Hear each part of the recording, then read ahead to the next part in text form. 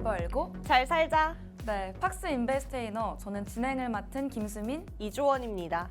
네, 벌써 이번 한 주도 금요일까지 달려왔습니다. 벌써 장 마감일인 금요일이 되었는데요. 이렇게 장 마감을 앞두고 있다 보니까 이 일주일이 정말 빠르게 지나갔다 이런 생각이 드는 것 같습니다. 그런 의미에서 우리 굿모닝 인베스테이너도 장 마감까지 알차게 준비를 해봤고요. 이 일주일이 빠르게 지나갔던 만큼 우리 주원 씨가 우리 주말에는 어떤 계획을 가지고 있는지 저는 궁금해지는 것 같습니다. 네, 정말 주말을 앞둔 만큼 네. 오늘은 정말 뭘 해도 기분이 좋은 날인 것 같아요.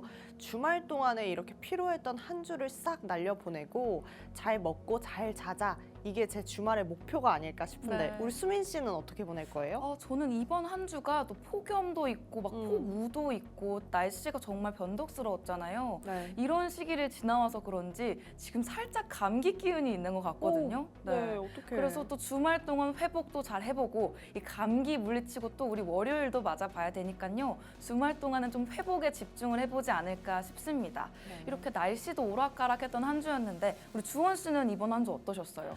날씨도 참 날씨인데 네. 이 주식 시장도 우리를 많이 괴롭혔던 한 주가 아닌가 맞습니다. 싶습니다. 이 주말 동안에 이 한 주의 피로를 싹 씻어버리고 또 한 주 동안 수고했다라는 의미로 나 자신을 조금 칭찬해주는 시간을 가져야 되지 않을까 싶습니다. 네, 너무 좋은 말이에요. 우리 시청자분들도 이 장을 버텨내기만 한 내 자신에게 버텨냈다는 이유만으로 칭찬해주는 시간이 필요할 것 같다. 이런 생각이 드는 것 같습니다. 이번 일주일도 빠르게 지나갔던 만큼 다음 장도 대비를 해보고요. 다음 일주일도 대비를 해봐야겠다. 이런 생각이 드는데요. 그런 의미에서 우리 주원 씨가 국내 증시 브리핑 또 준비해 주셨잖아요. 네, 맞습니다. 어제 장에서 코스피, 코스닥 모두 파란불 켜며 하락 마감했습니다. 코스피 같은 경우에는 슈퍼 마이크로 컴퓨터가 야기한 AI 이익 우려 영향으로 반도체 업종 하락하면서 장 전체가 하락 마감했습니다. 미국 증시는 금리 인상 속도 조절 시사에 상승 출발하긴 했습니다만 AI 이익 우려 재차 불거지면서 하락 마감했습니다. 일본은행 부총재가 전일 금융시장이 불안정할 시 금리 인상을 하지 않겠다라고 시사를 하면서 엔화 약세로 전환했고요. 아시아 주식시장은 상승했습니다. 미국 주식시장도 이에 상승 출발하긴 했습니다만 AI 이익 우려에 반도체 업종 낙폭 확대하면서 더불어 필라델피아 반도체 지수도 하락하면서 우리 지수를 견인하는 모습 보여줬습니다. 한편 연준은 금리 인하 기대 폭이 과도했다라는 말을 했고 10년물 국채 금리 입찰 수요 저조하면서 상승폭 확대했습니다. 코스피는 금리 상승에 따른 위험 자산 선호 축소와 이익 우려에 반도체 업종 조정 속 하락하는 모습이었습니다. 여기에 외국인 3거래일 연속 현선물 동반 순매도하는 모습 보여줬는데요. 이 시가총액 상위 대형주들과 반도체 업종 매도세가 눈에 띄는 하루였습니다. 반도체 부문에서는 SK하이닉스, 삼성전자 등 대형주를 포함한 이 반도체 업종 미국 슈퍼 마이크로발 AI 이익 우려에 하락하는 모습 보여줬고요. 실적으로 보면 CS 윈드가 예상치를 뛰어넘는 호실적을 보여주면서 장중 10%가 넘는 상승세 보여줬습니다. 이렇게 어려운 장 속에서도 어쨌든 실적 영향력이 지속되는 걸로 보여집니다. 더불어 WHO 엠폭스 확산으로 인한 이 비상사태 재선언에 대한 검토가 얘기가 나왔고 코로나19 등 각종 질병 재확산하면서 관련 테마들 상승했습니다. 건설에서는 금리 인하, 우크라이나 재건수혜 업종과 실적 개선 기대감에 매수세 유입되었습니다. 조선과 방산 등 호실적이 지속되는 산업재와 이 밸류업은 반등 지속되었고요. 이 실적 및 주주환원 중요성이 재확인되는 하루가 아니었나 싶습니다. 일본은행의 금리 인상이 야기한 변동성 장세가 계속해서 지속될 것으로 보여지고요. 이 코스피 또한 엔화 등락에 연동되는 만큼 이 엔 환율 추이를 계속해서 주목해봐야 될 것 같습니다. 오늘까지 이 네이버, 카카오, 그리고 펄어비스 등 인터넷 게임 업종들의 실적 발표가 있습니다. 실적 영향력이 여전히 중요한 만큼 확인이 필요해 보입니다. 코스닥은 완전히 해소되지 못한 매크로 불확실성에 외국인 매도 출회하면서 약세 보였습니다. 이 2차 전지는 로스만의 테슬라 구매 중단과 전기차 화재, 실적 부진 등 악재가 잇따라 나타나면서 이 하락세를 면치 못하는 모습 보여줬습니다. 엔터 같은 경우에는 실적 턴어라운드 기대와 주가 바닥 인식 속에 조금은 강세를 보여주는 모습이었고요. 더불어 비만 치료제는 이 노보 노디스크 실적 부진 영향으로 약세 보였습니다. 끝으로 원달러 환율은 일본은행 부총재가 이 비둘기파적 발언을 한 것과 함께 주식시장 변동성 지속되면서 5원 상승했습니다. 여기까지 국내 증시 브리핑 마쳐보고요. 간밤에 미국 증시 어땠나요, 수미 씨? 네, 간밤 미국 증시 브리핑도 준비해봤습니다.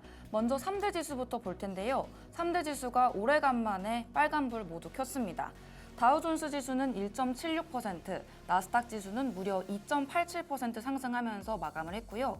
S&P 500 지수 역시 2.3% 오르면서 5,419.31에 마감을 했습니다. 어제 미국 증시에서는 슈퍼 마이크로 컴퓨터가 무려 20.14% 큰 폭의 하락을 보여줬었습니다. 그래서 어제 미국 증시에서는 반도체주의 강한 하락도 함께 나와주면서 이날 엔비디아의 주가는 무려 5.12%, 필라델피아 반도체 지수는 3.09% 하락 마감했었습니다. 그리고 어제 증시에서도 주원 씨가 말씀해 주셨듯이 미국 반도체주의 강한 하락이 영향을 미치면서 어제 국내 반도체 기업들이죠. 대표적으로 삼성전자와 SK하이닉스가 강하게 하락하면서 코스피 지수까지도 0.45% 강하게 하락을 마감을 했습니다. 그러면 이제 오늘의 미국 증시도 어떻게 마감이 됐는지 봐야 할 텐데요. 어젯밤 9시 30분에 미국 신규 실업수당 청구 건수 발표가 있었습니다. 이날 신규 실업수당 청구 건수 예상치가 24만 1,000건을 예상했었는데요. 예상치보다 낮은 23만 3천 건이 나왔습니다. 그래서 오늘의 미국 증시가 예상치보다 적게 나온 이 지수 덕분에 오늘 나스닥 지수는 2.87%, 필라델피아 반도체 지수는 무려 6.86%로 강하게 상승하면서 마감을 했습니다. 상승폭을 크게 가지고 오면서 지난 하락폭을 다소 만회했던 모습이었는데요. 그리고 이번 주 월요일 밤에 발표한 ISM 비제조업 구매자 관리 지수도 예상치에 딱 맞게 나와줬던 모습입니다. 또 어제 미국 신규 실업수당 청구 건수가 예상치보다 낮게 나오면서 미국의 경기 침체에 대한 우려와 걱정이 크게 줄어든 분위기였는데요. 이런 분위기가 오늘의 미국 증시에도 반영됐다. 이렇게 해석해 보시면 좋을 것 같습니다. 이제는 이 좋은 흐름을 쭉 이어가면서 다음 주에 나오는 CPI 지수도 잘 나와주고 우리 국내 증시에까지도 좋은 영향 주기를 바라보면서 오늘의 뉴욕 증시 브리핑도 마감을 해보도록 하겠습니다. 이렇게 국내 증시 그리고 뉴욕 증시까지 알아봤다면 이제는 우리 생활에서 우리 핫 이슈들로 이끌어주는 상황들을 알아봐야겠죠. 네. 우리 오늘의 핫 이슈 또 우리 주원 씨가 준비해 주셨잖아요. 네, 제가 준비한 핫 이슈는 요즘 장안의 화제가 아닌가 싶습니다. 네. 전기차에 대해서 말씀드리려고 합니다. 전기차 때문에 요즘 정말 골치 아프신 분들 많을 것 같은데요. 전기차 캐즘에 대한 이야기는 계속해서 나오고 있었습니다. 전기차 캐즘 요인으로는 가장 먼저 구매부터 망설여지는 이 높은 가격이 있겠습니다. 전기차가 에너지도 절약이 되고 여러 가지 장점은 참 많습니다만 이것을 감당하는 배터리 자체가 거의 어마어마하게 비싸다라고 말씀드릴 수 있겠습니다. 게다가 이 충전 시간 또한 굉장히 깁니다. 주유소 가면은 5분 안에 끝날 이 충전이 이 전기차는 계속해서 기다려야 하기 때문에 꽤 오래 걸린다라는 단점이 있을 수 있겠는데요. 더불어서 국내 이 인프라가 아직은 잘 형성되어 있지 않은 것도 항목하겠습니다. 의무로 전기차 공간을 마련하고 충전소도 배치하는 등 국가적 차원의 노력이 계속되고 있긴 한데 아직까지 전기차 오너로 선택을 하기에는 약간은 쉽지 않은 환경이 될 수도 있겠다라는 생각이 듭니다. 마지막은 지금 전기차가 화두에 오르고 있는 이유기도 한데요. 바로 사고에 대한 우려입니다. 전기차는 어쨌든 이 배터리 때문에 열에 대해서 굉장히 민감한데요. 이게 화재의 위험성을 동반하기 때문에 이 다루는 데 있어서 각별한 주의가 필요하다라는 게 사실일 것 같습니다. 그래서 다음을 보시면 결국 터지지 말아야 할 일이 터졌습니다. 최근 인천의 청라국제도시 아파트에서 이 지하 주차장에서 발생한 전기차 화재 사고의 여파가 확산되고 있습니다. 2020년에 완공된 해당 아파트는 2,300여 세대가 거주하는 대단지 아파트인데요. 이 전기차 충전기 60대를 추가 설치할 예정에 있었습니다. 그런데 이 대규모 아파트 단지 지하 주차장에서 화재가 나면서 주민들은 굉장히 큰 피해를 입었습니다. 일각에서는 전기차를 지하주차장에 출입시키면 안 된다라는 이야기까지 나오고 있는데요. 이와 함께 이 국내에서 전기차 캐즘 문제는 더욱더 심화되지 않을까 싶습니다. 다음 보시면 이렇게 전기차 배터리 안정성에 대한 우려가 커지는 가운데 충남 금산에서도 주차 중이었던 이 전기차에 불이 났습니다. 신고에 출동한 소방당국은 소방차 등 장비 12대와 인력 35명을 투입해서 1시간 반가량의 시간이 걸려 이 화재를 진압했다라고 밝혔는데요. 이는 기아의 EV6 모델로 밝혀졌는데 계속해서 전기차 문제로 화재가 잇따른다면 전기차의 입지는 다시 축소되지 않을까 하는 걱정이 됩니다. 마지막으로 보면 그래도 이런 화재에 대비할 수 있는 대책은 여러 가지가 있을 수 있겠습니다. 인천은 전체 아파트에 소화 덮개를 보급했고 스프링쿨러 점검에 나서는 등 예방책을 고안 중이기도 한데요. 거기에 전기차 소유주들에게는 배터리를 90%까지만 충전을 해서 화재 예방을 권장하고 있기도 합니다. 하지만 이렇게 안 그래도 미국 시장에서 힘을 내주지 못하고 있는 이 전기차주들이 한국에서는 과연 얼마만큼 힘을 내주면서 버틸 수 있을지는 조금 지켜봐야 알 것 같습니다. 더불어서 우리 수민 씨 항상 전기차에 대해서 많이 생각하고 계신가요? 아무래도 전기차가 계속 사고 이슈도 있고 해서 계속 알아봤었는데 네. 이 배터리에 리튬이 들어가다 보니까 이런 화재가 났을 때 사고 수습이 굉장히 어렵다고 하더라고요. 이 리튬의 특성상 한번 불이 붙게 되면 네. 이 산소가 없어도 계속 타오르기 때문에 산소를 차단해도 계속 불이 꺼지지 않아서 이 전기차로 인한 화재는 최소 5시간이 걸린다. 이 진화에 5시간 이상이 걸린다. 이렇게 보도가 되기도 하더라고요. 네. 그래서 이런 부분들이 계속 이슈가 된다면 나도 전기차 타기는 조금 어렵겠다 이런 생각이 들었던 것 같습니다. 수민 씨가 실제로 지금 운전을 하시잖아요. 네. 전기차로 바꾸실 의향은 한 몇 % 정도 되세요? 사실 지금은 네. 전기차에 대한 건 거의 0%에 가깝고요. 정말요? 하이브리드라고 하면은 한 30%? 이 정도로 볼 수 있지 않을까 싶습니다. 네, 이렇게 자동차 소유주들의 의견만 들어봐도 전기차 캐즘이 계속되는 이유를 알 것 같네요. 네. 자, 그러면 저의 전기차 이야기는 여기까지 들어보고요. 우리 수민 씨의 핫 이슈 또 말씀해 주셔야죠. 네, 제가 오늘 준비한 두 번째 핫이슈는 바로 두산그룹 이슈인데요. 오늘의 핫이슈가 두산그룹인 이유, 바로 소액주주 이익 침해 논란과 지배구조 개편안 때문입니다. 오늘은 이 두산그룹에 대한 자세한 소식 알아보도록 할 텐데요. 이 두산그룹이 논란의 중심에 있는 두산로보틱스 그리고 두산밥켓의 합병 비율을 바꾸지 않고 그대로 추진하겠다 이런 의견을 밝히면서 소액주주들의 불만이 커지고 있는 상황입니다. 이 두산밥켓 주주들은 적자 기업인 두산로보틱스 주식을 교환을 받으면서 주식 수까지 줄어들고 있는 상황인데요. 이 금감원은 두산로보틱스로부터 정정신고서를 제출받았는데 이에 대해서 추가적인 정정 요구까지도 예고하고 있는 상황입니다. 다음으로 금융감독원의 이복권 원장은 어떤 입장을 밝혔는지 보도록 하겠습니다. 이 금감원장이 금융투자협회에서 열린 간담회 후에서 이 기자들과 만나서 이 정정신고서에 문제가 있다, 부족함이 있다 이렇게 판단이 된다면 횟수에 제한 없이 지속적으로 정정 요구를 하겠다 이런 의견을 밝혔습니다. 주주들의 의사결정에 필요한 정보가 충분히 기재되지 않았다면 계속해서 보완을 요구할 것이라는 입장인데요. 이 원장은 특히 두산그룹의 지배구조 개편과 이 의사결정 과정 그리고 그로 인한 위험들을 주주들이 명확히 이해할 수 있도록 해야 한다. 이런 의견을 밝혔습니다. 그렇다면 이 두산그룹의 지배구조 개편안이 왜 문제가 되고 있는 걸까요? 이 두산그룹의 지배구조 개편안이 알짜 기업인 두산밥켓을 두산에너빌리티에서 인적 분할한 후에 이를 적자 기업인 두산로보틱스와 합병하는 내용입니다. 합병 비율이 1대 0.63으로 두산밥켓 주식 1주당 두산 로보틱스 주식 0.63주로 교환이 되는 겁니다. 이 두산밥켓 매년 영업이익 1조를 기록하는 반면에 이 두산 로보틱스는 영업 이후 적자를 계속해서 기록하고 있는 상황이기 때문에 이 주주들의 반발이 클 수밖에 없습니다. 다음 보시면 국내외 주주들의 반응은 어떤지 보겠습니다. 이 소액 주주들은 이러한 합병 비율이 주주 이익을 심각하게 침해한다. 이런 의견을 밝히면서 강하게 반발하고 있고요. 투자자 커뮤니티와 오픈 채팅방에서는 분할 합병 반대 의견이 계속해서 나오고 있는 상황입니다.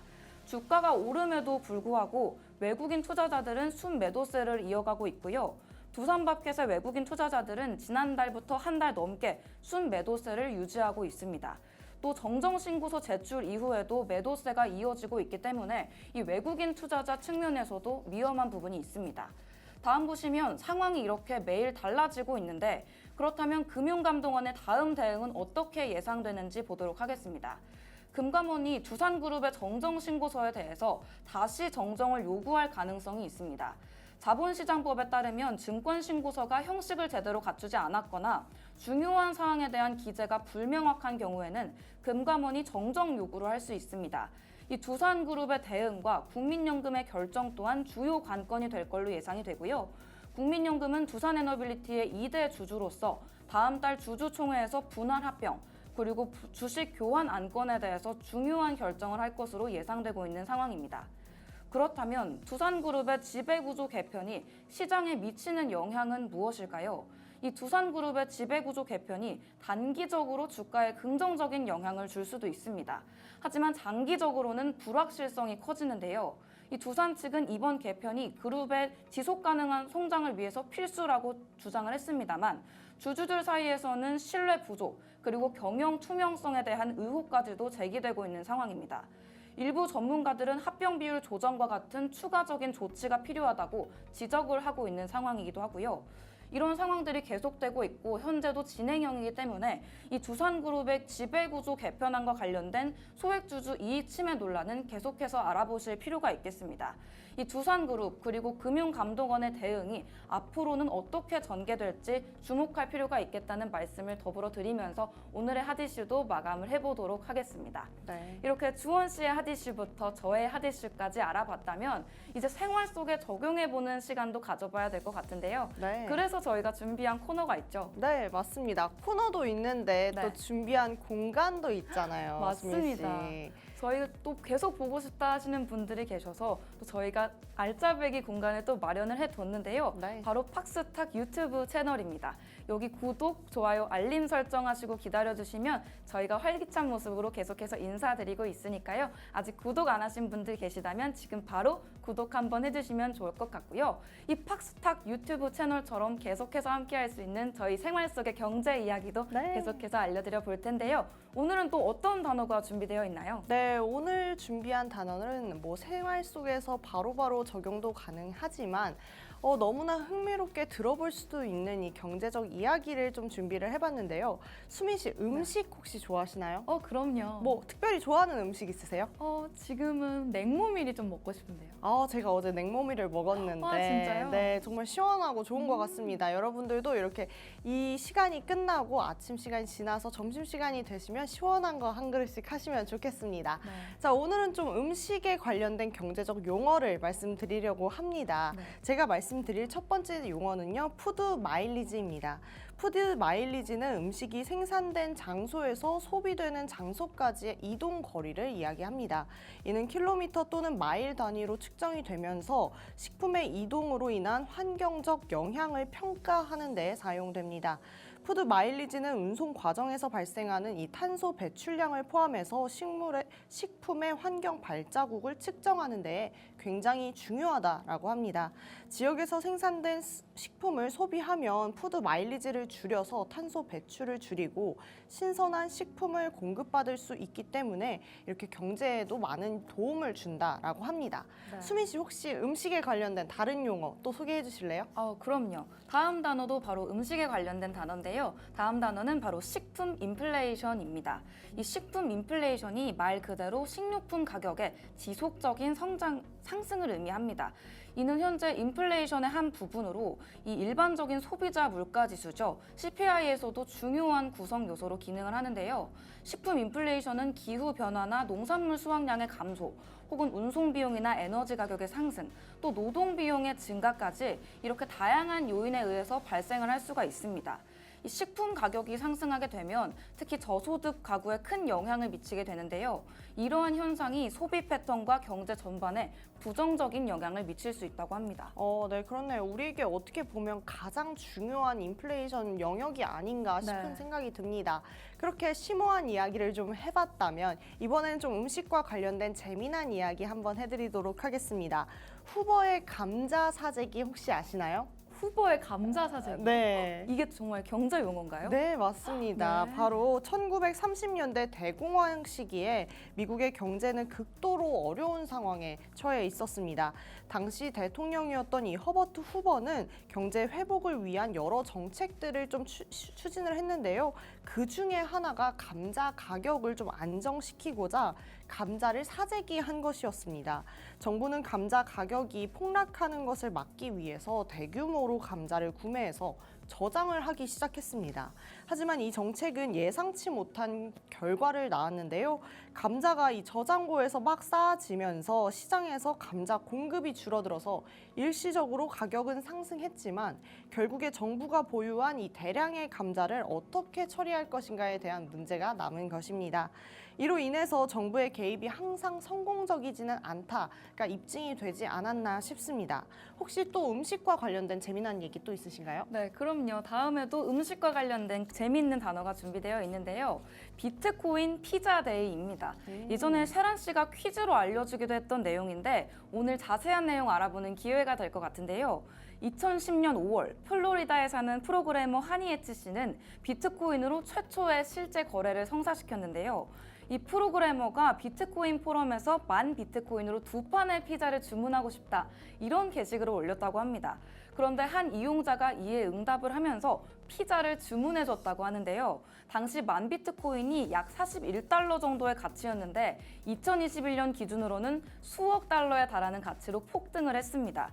이 거래가 비트코인이 실제 통화로 기능했던 첫 번째 사례로서 매년 5월 22일을 비트코인 피자데이로 기념하고요. 이 암호화폐의 역사적인 순간으로 기념하고 있다고 하네요. 이 이야기 들으니까 우리 침착맨 씨가 또 생각이 나는데 비슷한 일화가 있거든요. 침착맨이 실제로 비트코인 뭐 2개 정도인가로 뭐 짜장면을 먹었는데 네. 그게 지금은 수억이라고 합니다. 그래서 그 얘기가 또 생각이 나는 것 같습니다. 네. 자, 이렇게 해서 오늘 경제 이야기까지 맞춰봤는데요. 아까 말씀드린 것처럼 계속해서 이 팍스탁을 통해서 우리가 시청자분들에게 많은 모습 보여드리려고 하고 있거든요. 그래서 많이 들어오셨으면 좋겠고 또 우리가 계속해서 소개해드리는 부분이 있잖아요. 수민 씨, 혹시 소개해드릴 수 있나요? 그럼요. 지금 바로 하단에 나가고 있는 이 QR코드, 이제는 정말 익숙하신 분들이 많이 계실 것 같은데요. 이 QR코드 활짝 열고 들어오시면 우리 멘토님께서 알려주시는 정보부터 종목까지 알짜배기로 가져가실 수 있는 공간이 마련이 되어 있습니다. 아직 혼자 하기 어렵다 하시는 분들은 물론이고 나는 감은 좀 잡았는데 멘토가 필요하다 하시는 모든 분들까지 지금 바로 QR 열고 들어와 보시면 도움 받으실 수 있을 것 같습니다. 네, 좋습니다. 이제 저희는 2부에서 또 인사를 드려야 될 것 같은데요. 2부에는 더 자세한 이야기들 준비되어 있으니까요. 그때까지 채널 고정!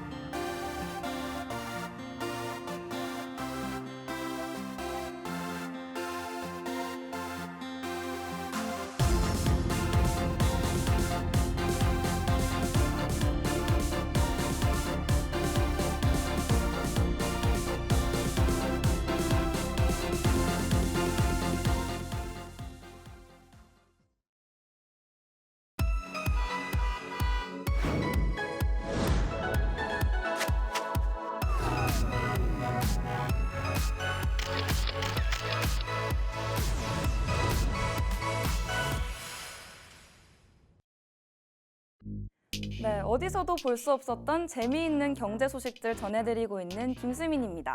오늘 준비된 코너 바로 수민이 시간이죠. 바로 수MC의 민감한 경제 이야기 시간인데요. 어디서도 볼 수 없었던 어려운 이야기들 쉽게 풀어서 설명해드리는 시간입니다.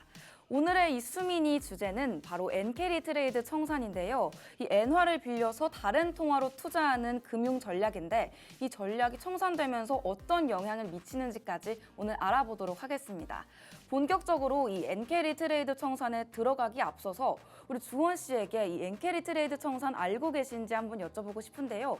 주원 씨, 요즘에 네. 이 기사가 정말 많이 쏟아지고 있는데 네. 이 엔캐리 트레이드 청산 이런 기사 헤드라인 보신 적 있나요? 네, 너무 많이 봤고 처음 이제 이 엔캐리 트레이드를 봤을 때 저는 사람 이름인 줄 알았어요. 네. 엔캐리 트레이드라는 아, 분인 줄 알았는데 네. 그게 아니고 이제 우리가 엔화가 금리가 굉장히 낮으니까 엔화를 빌려서 다른 네. 통화에 투자를 해서 네. 이 차익을 내는 그런 방법인데 지금 일본이 아니 우리도 이제 금리 올릴 거야 네. 하면서 이게 화두가 된 것으로 알고 있습니다. 맞습니다. 우리 주원 씨가 오늘 강의 전반적인 내용을 요약을 먼저 해주셨는데요.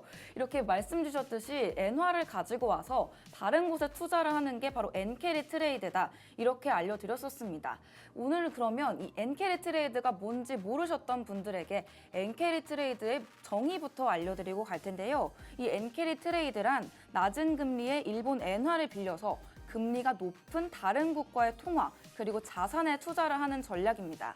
일본이 오랫동안 초저금리 정책을 유지를 해왔기 때문에 많은 투자자들이 엔화를 빌려서 높은 수익을 기대할 수 있는 곳에 투자를 해왔습니다. 그렇다면 바로 첫 번째 퀴즈입니다.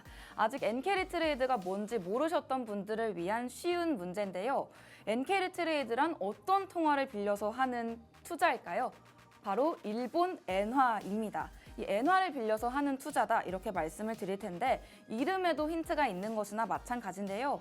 일본 엔화를 가지고 하는 투자다 다시 한번 말씀드리면서 이 일본이 낮은 금리 덕분에 엔캐리 트레이드가 활발하게 이루어졌었습니다.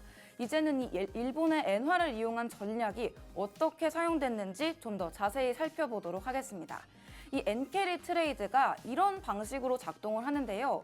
투자자가 일본 엔화를 빌려서 이를 다른 통화로 환전을 합니다. 그런 다음에 이 통화로 높은 금리를 제공하는 곳에 투자를 하는데요.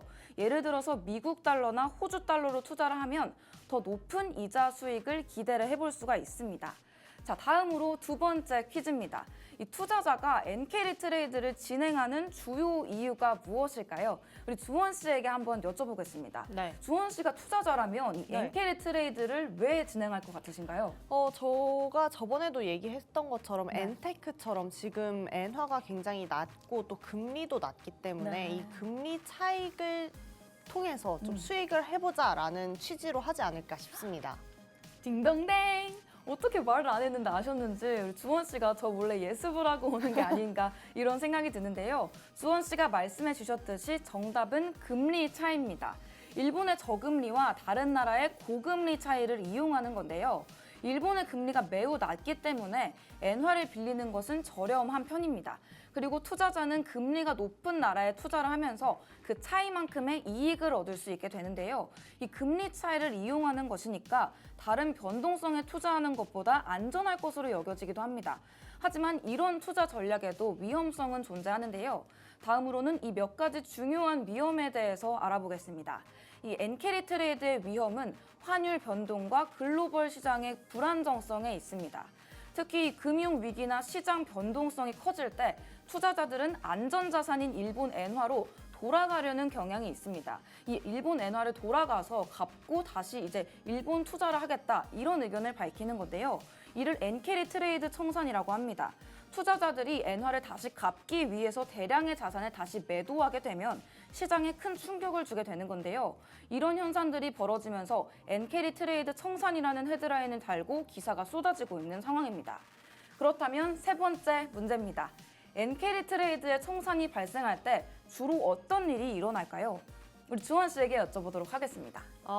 네. 이제 엔화의 가치가 좀 떨어졌을 때 네. 할 수 있는 게 엔캐리 트레이드인데 네. 청산이 발생할 때 주로 일어나는 일은 뭐 일본에서 금리를 올리겠다라고 네. 하는 부분과 그리고 엔화의 가치가 올라가면 또 문제가 생길 수 있겠죠. 맞습니다.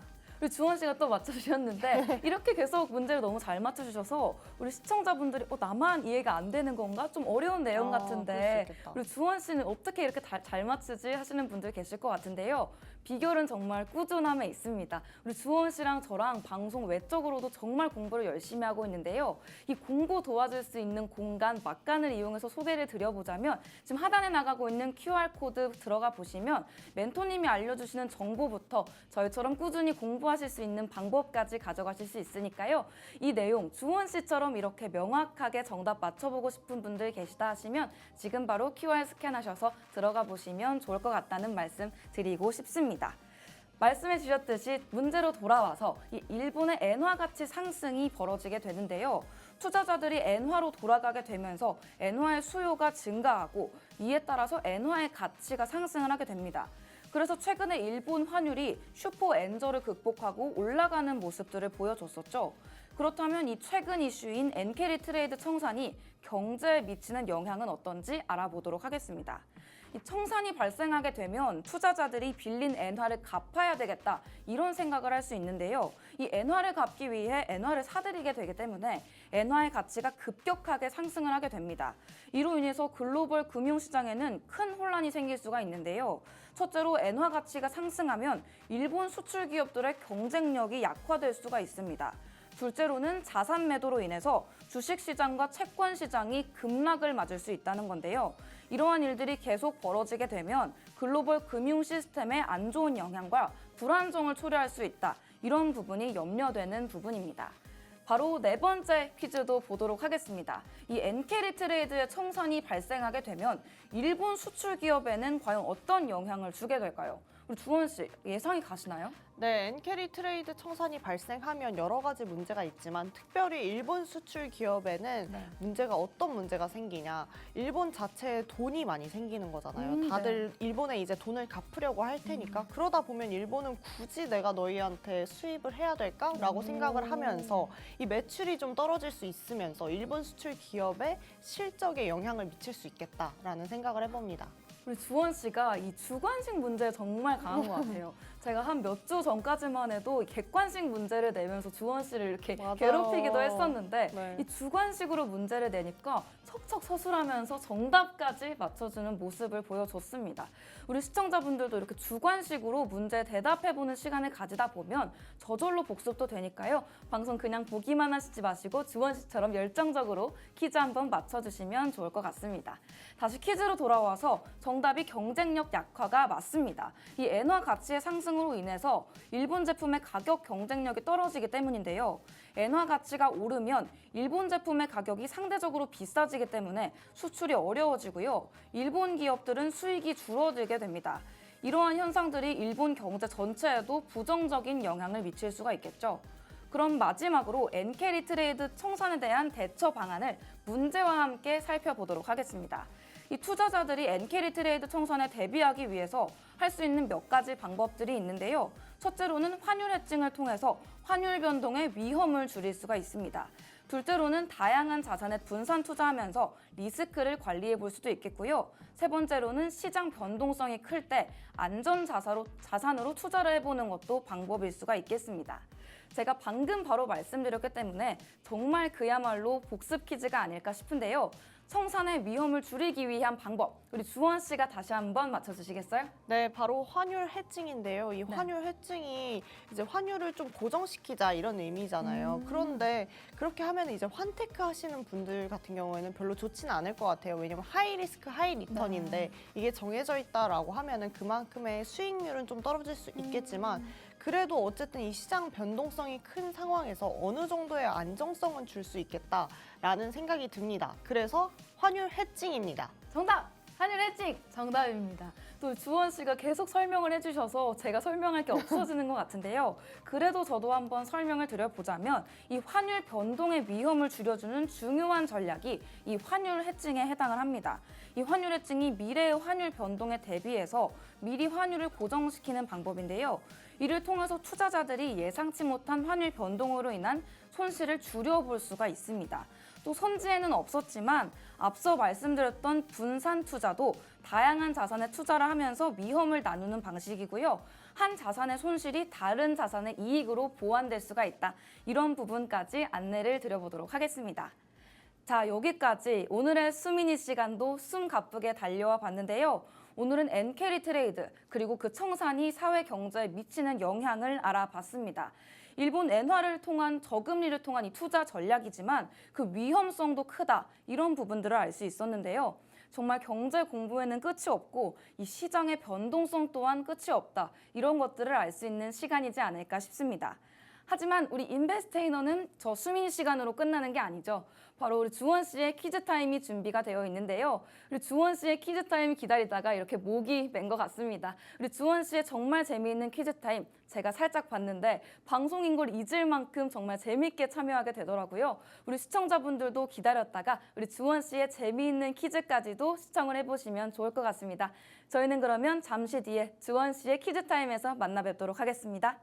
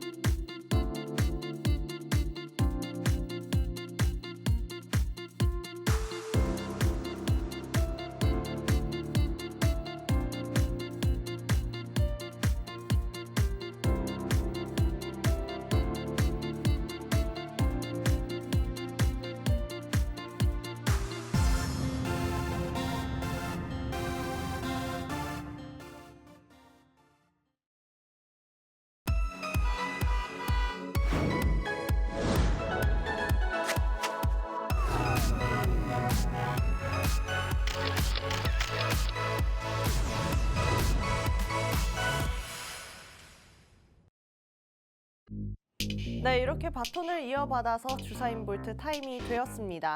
오늘은 또 어떤 특별한 이야기와 퀴즈가 준비되어 있을지 기대해 보시면서 출발해보면 좋겠습니다. 저는 오늘 펀드에 대해서 얘기해 보려고 합니다. 이 펀드 단어만 듣고 나 이거 모르는 거네 하고 넘기지 마시고요. 이 10분도 안 되는 시간 안에 간단하게 이해되도록 제가 준비해 봤으니까 끝까지 집중해서 보시면 좋겠습니다. 우리가 자산을 막 불리고 싶은데 물가에 비해서 너무 작고 소중한 내 월급으로는 풍요로운 생활을 하기 어렵다라고 느끼잖아요. 그래서 이렇게 주식도 하고 예금도 하고 적금도 하잖아요. 그런데 주식은 변동성이 너무 크고 예금, 적금은 너무 지루하고 하잖아요. 그러다 보니 조금은 투자 방법을 잡지 못하기도 하는 것 같습니다. 이럴 때 하는 방법이 바로 이 펀드입니다. 이렇게 돈을 투자해서 불리는 방식이 펀드인 건데 이 펀드는 결론부터 말씀드리자면 쌀 때 많이 사는 사람이 이기는 게임입니다. 그러면 주식이랑 똑같잖아요 하실 수 있는데요. 제가 지금부터 설명해 드리도록 하겠습니다. 제가 만약에 월 200을 버는 사람입니다. 그래서 이 회사가 지금 너무 마음에 들었어요. 그래서 내가 이 회사 주식을 사고 싶은데 한 주에 이 회사는 250만 원인 거예요. 그러면 저는 한 주도 살 수 없잖아요. 나 월급 200만 원인데 살 수가 없으니까 이렇게 어떻게 하면 이 회사를 살 수 있을까 고민을 하면서 주변을 둘러봤는데 우리 수민 씨도 이 회사를 사고 싶고 세란 씨도 이 회사를 사고 싶고 저만 사고 싶은 게 아니었던 겁니다. 그래서 주변에 나와 같은 상황에 있는 사람들이 모여서 제가 제안을 합니다. 얘들아, 그러면 우리가 이 돈을 모아서 이 회사를 같이 사자. 이렇게 이야기를 합니다. 여기서 모인 이 돈덩어리가 바로 펀드입니다. 이게 그냥 갯돈도 아니고 이 친구한테 누가 할래? 누가 관리해볼래? 이렇게 할 수가 없잖아요. 그래서 모신 게 이 전문가님을 모십니다. 이 모신 이 전문가님이 바로 펀드 매니저가 되겠죠. 그래서 이분은 우리 대신 투자를 해서 이 사고 팔면서 수익을 내고 이 수익을 저희에게 다시 나눠주십니다. 그런데 이분이 바로 주식에 투자하면 뭐가 되나요? 주식형 투자가 되겠죠. 그런데 또 채권에 투자를 합니다. 그럼 뭐가 될까요? 채권형 투자가 되겠죠. 그리고 선박에 투자를 합니다. 그럼 뭐가 될까요? 선박형 투자가 되는 겁니다. 이렇게 전문가가 어디에 투자를 하냐에 따라 우리의 이 펀드의 성격이 정해진다라고 말씀드릴 수 있겠습니다.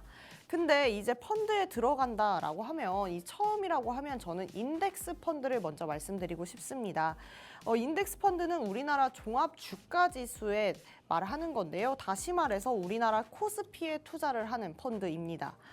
그런데 여기서 막간에 좀 종합 주가 지수가 뭔데요? 라고 하시면 코스피를 좀 알려드리려고 합니다. 종합 주가 지수는 1980년대 코스피 지수를 100으로 정해놓고 지금이 2024년도죠. 우리 주식시장에 상장되어 있는 모든 종목의 시가총액을 합쳐서 가중평균을 낸 수치입니다. 따라서 이 1980년이 100이라고 지수를 가정해봤을 때 지금 20배 이상 불었잖아요. 그래서 2,500포인트, 2,600포인트 이렇게 나오게 되는 것입니다. 그래서 이야기를 좀 이어서 해보자면 이 인덱스 펀드는 주가가 1% 올랐다라고 하면 내 펀드도 1%가 오르는 겁니다. 반대로 주가가 1% 내렸어요 하면 어떻게 되나요? 내 펀드도 1% 내리게 되는 것입니다. 이 펀드는 결국에 돈을 내는 방식에 따라서 이 거치식 펀드와 적립식 펀드로 나눠집니다. 적립식 펀드는 뭘까요? 이 적립식 펀드는 결국에는 좀 적금 같은 겁니다. 한마디로 좀 쪼개서 내도 되는 펀드가 되는 거겠죠. 그리고 한 번에 넣었다 빼는 또 거치식 펀드가 있습니다. 예금 아시죠? 예금은 한 번에 넣었다가 한 번에 빼잖아요. 그렇게 해서 우리가 구분을 해볼 수 있겠습니다. 거치식은 예금처럼 한 번에 넣었다가 한 번에 파는 그런 시스템이고 적립식 펀드는 적금처럼 내가 다달이 나눠서 낼 수 있는 방법이 될 수 있겠습니다. 그래서 이 펀드도 결국에는 이 주수대로 매수를 하는 주식처럼 이 기준과 좌수가 필요한데요. 이 부분에서 비슷하게 싼 가격으로 많은 좌수를 사는 사람이 이득이 될 수 있는 겁니다. 그래서 한 번에 왁 다 사는 것보다는 지수를 계속해서 확인해 가면서 떨어지면 사고 하는 것이 조금 지혜로운 투자 방법이라고 할 수가 있겠습니다. 하지만 문제는 좀 여기서 생기는 것 같습니다. 주가가 떨어져서 사는 건 좋은데 떨어지기만 하면 저는 언제 팔까요? 떨어져서 사고 이것만 반복하다 보면 시장이 계속해서 안 좋아지기만 하는 거잖아요. 그래서 저희가 계속해서 연습했죠, 방송에서. 주가가 정말 폭락할 조짐이 보이면 그냥 손절하고 다른 곳으로 갈아타는 게 맞는 것 같습니다. 여기서 막간의 퀴즈 하나 우리 수민 씨한테 내고 싶은데요. 네. 수민 씨와 제가 이 펀드를 통해서 내기를 하기 시작했습니다. 네. 저는 펀드를 나눠서 살 거예요. 떨어지면 사고 우리 둘 다 10,000원씩밖에 없어요. 네. 떨어지면 사고 했어요. 네. 우리 수민 씨는 한 번에 10,000원어치를 다 샀어요. 이 내기는 누가 이길까요? 주원 씨가 이기지 않을까요? 제가 나눠서 이기겠죠. 산 사람이니까. 네, 왜 나눠서 산 게 이길까요? 또 주가가 계속 움직이는 것이기 때문에 네. 한 주주에 펀딩을 하는 것보다는 네. 다른 여러 가지 지수를 분산을 하는 게 위험을 줄여줄 수 있지 않을까요? 네, 이렇게 내기로라도 한번 져보니까 조금 와닿으시나요? 그럼요. 네, 이렇게 이해가 쏙쏙 되시죠? 이 펀드는 한 번에 왁 사는 것보다는 떨어졌을 때 사고 하는 것이 좋으나 사실상 주가가 완전히 폭락할 조짐을 보인다라고 하면은 손절을 하시고 다른 곳으로 넘어가시는 게 좋겠습니다. 그래서 이렇게 경기가 안 좋을 때는 이 펀드보다는 금이나 채권, 현금 이런 것처럼 안정적인 자산에 투자를 하는 것이 이득이다라고 볼 수가 있겠습니다. 그럼 우리가 펀드를 한다고 해도 이 경기가 안 좋다? 그럼 뭘 해야 될까요? 주식형 펀드보다는 채권형 펀드로 갈아타는 것이 좋겠다라고 말씀드릴 수 있겠습니다. 그래서 이렇게 바뀌는 경제 흐름 그럼 어떻게 아는데요? 라고 말씀드리면 저희 인베스테이너를 보시면 됩니다. 라고 말씀드려도 되겠지만 정말 가장 중요한 거는 내가 이 이슈의 최전방에서 나의 지갑을 지키기 위해 노력하고 관심을 많이 갖는 것이라고 볼 수가 있겠는데요. 그렇기 때문에 가장 밀접한 자리에서 관심을 갖고 이 GDP 발표되는 경제 뉴스 확인하시고요. 그다음에 주가 지수를 항상 확인하시면서 이 기록하는 부분까지도 가져가셔야겠습니다. 사실상 뭐 펀드가 그래서 그렇게 쉽지는 않은 것 같아요. 그래도 불구하고 조금은 안정적으로 가시려면 이런 노력들이 필요하다라는 말씀 드리고 싶습니다. 오늘 여기까지 좀 펀드 이야기를 해봤는데 우리 수민 씨가 또 어떻게 들었는지 궁금합니다. 수민 씨 어떠셨어요? 아무래도 펀드가 이렇게 펀드 매니저님도 계시고 하다 보니까 주식보다 오히려 투자 접근성이 좋을 수도 있겠다. 오. 이런 생각이 드는 것 같아요. 또 종류도 막 선박으로 하면 선박형 채권, 이렇게 네. 금으로 하면 안정 채권 이렇게 종류도 많기 때문에 네. 투자자 성향대로 해가지고 펀드를 선택해 볼 수도 있겠다. 이런 생각이 들었고요. 네. 저는 또 뭔가 경기가 안 좋을 때 한다는 채권 펀드가 되게 인상 깊게 들려서 이 네. 부분에 대해서 한번 알아봐서 투자도 진행을 해보고 싶다. 이런 생각이 드는 것 같습니다. 지금 주식 투자를 하고 있잖아요. 네. 근데 주식에서 가장 어려운 점이 있다면 뭐예요? 아무래도 변동성을 예측할 수가 없다는 거, 그리고 내 의지대로 올라가 주기만 하지는 않는다는 거, 이런 게 어려운 부분이지 않을까요? 맞습니다. 이 시장이 너무나 변동성이 크니까 투자자들 입장에선 정말 어디에다 발을 네. 맞춰야 될지 모르겠는 게 이 입장인 것 같은데 오늘 펀드 같은 경우에는 그런 부분이 조금은 그래도 개선된 부분이 있다라고 생각하시나요? 네, 그런 것 같아요. 아무래도 분산을 투자를 할 수가 있으니까 네. 자체적으로 지수 분산 투자가 되는 시스템이 아닌가 이런 생각이 드는데요. 그러면은 전 수민 씨한테 또 물어보고 싶은 게 있어요. 네. 이렇게 안정적인 투자를 한다라고 하면 혹시 팁 같은 게 또 있나요? 안정적인 투자를 원한다라고 하면 일단 먼저 공부를 하는 게 중요할 것 같습니다. 맞네요. 사실 안정적인 투자를 하고 싶어라고 하시는 분들이 이 안정적인 투자를 한다기보다 안정적인 수익을 얻고 싶어, 큰 수익을 얻고 싶어 이렇게 기결되시는 분들도 간혹 계시더라고요. 사실 안정적인 투자에서는 큰 수익이 한 번에 나오기는 어렵다. 이 부분을 인지를 하시고 안정적인 투자는 작은 수익, 하이 리스크, 하이 리턴이라고 하니까요. 네. 그 부분을 꼭 인지하셔서 안정형 투자인데 나는 큰 수익도 얻고 싶으니까 다른 사람 말에 무조건 따라가야겠다. 이거 절대 안전한 투자가 아니겠죠. 그렇기 때문에 자신의 의견을 100% 투자에 반영을 하시면서 안전한 투자 해보셨으면 좋겠다. 이런 말씀을 드리고 싶습니다. 네, 너무 좋네요. 저도 이제 저희 방송에서 말씀드리는 것이 좀 안정적인 투자를 어떻게 하면 할 수 있을까에 대한 이야기일 것 같은데요. 그래서 제가 조금 이야기를 해보자면 시장이 최근에 급락을 했습니다. 그 후에 회복 경로를 밟아가고 있다라고 말씀드릴 수 있겠는데 이 급락 이후에 변동성이 점차 낮아지면서 서서히 회복되고 있어요. 그러고 나서도 시장은 다시 시장을 조금 주도할 수 있는 업종을 찾고 있다라고 말씀드릴 수 있겠는데요. 시장 변동성이 높아짐에 따라서 이전부터 자산 시장에 대한 금리 인하 가능성이 높아지면 항상 대두가 되었던 게 이 부동산이 아닐까 싶습니다. 이 과거 금리 정책과 부동산 가격 흐름을 보면 실제 금리 인하 정책이 시작되기 직전이나 부동산 가격은 먼저 상승하기 시작했습니다.